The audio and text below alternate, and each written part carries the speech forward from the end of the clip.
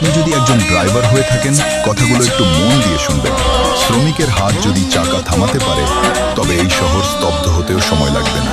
ড্রাইভারদের মানুষ হিসেবে সম্মান করতে শিখুন। স্টিয়ারিং ধরা হাতগুলোকে দুর্বল ভাববেন না। আমরা সচল রাখি বলে সমাজ চলে, আমাদের রুখে দাঁড়ালে সব অচল। ড্রাইভারদের ওপর অন্যায় অত্যাচার বন্ধ করুন। মনে রাখবেন, ঘামের দাম না দিলে